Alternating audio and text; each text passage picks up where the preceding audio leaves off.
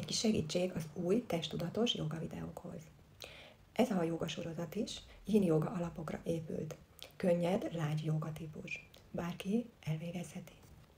Ugye a yin joga hosszabb, passzív, kitartott testhelyzetekből áll. A célja a kötőszövetek, a faszcia, szalagok, izületek gyengéd stimulálása. Segít helyreállítani a test rugalmasságát, oldja a feszültségeket, és támogatja az energia, a chi vagy a prána szabad áramlását. Erősen meditatív, befelé figyelő gyakorlás. És milyen a szomatikus megközelítést, azaz a testtudatos joga. A szomatikus gyakorlat célja a test finom belső érzeteinek tudatosítása, az idegrendszer megnyugtatása. Lassú, érzékelés alapú mozdulatokkal, mikromozgásokkal dolgozik, amelyek segítik a krónikus feszültségek feloldását és önszabályozását. A hagyományos yin pózokat szomatikus tudatossággal közelítjük meg. Nem csak tartjuk a testhelyzetet, hanem finoman, folyamatosan érzékeled, mi történik belül. Lehet benne finom belső indítatású mikromozgás, remegés vagy kilazulás. Az idegrendszer támogatására fókuszál. Hosszan elnyújtott kilégzések, biztonságot adó pózok, önmegnyugtató jelenlét. A cél itt nem a nyújtás, hanem az érzékelés, az elengedés és az integráció. Gyakran összekapcsolódik a tudatos trauma megközelítésével. És sokszor ezt a fajta jogatípust a stressz, a pánik és a szorongás oldására is használják.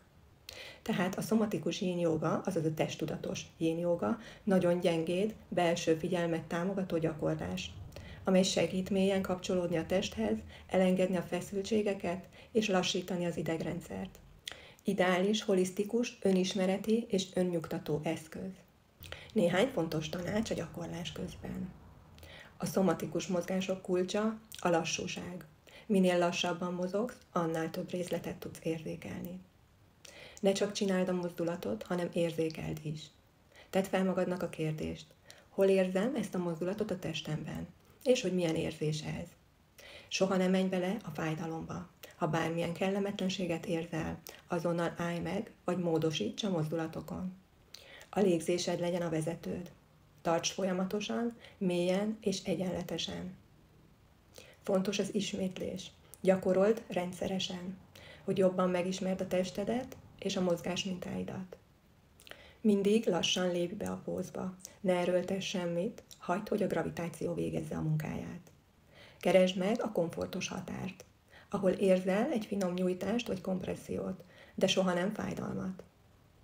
Maradj mozdulatlan, külsőleg. Miután megtaláltad a pózt, próbálj meg ellazulni benne. Majd jönnek a finom mikromozgások. Itt jön a szomatikus része a gyakorlásnak. A póz tartása közben figyeld meg a lélegzésed áramlását a testedben, és érzékeld a feszültségeket is. Végezz apró, alig észrevehető mozdulatokat az adott területeken vagy a környező ízületekben.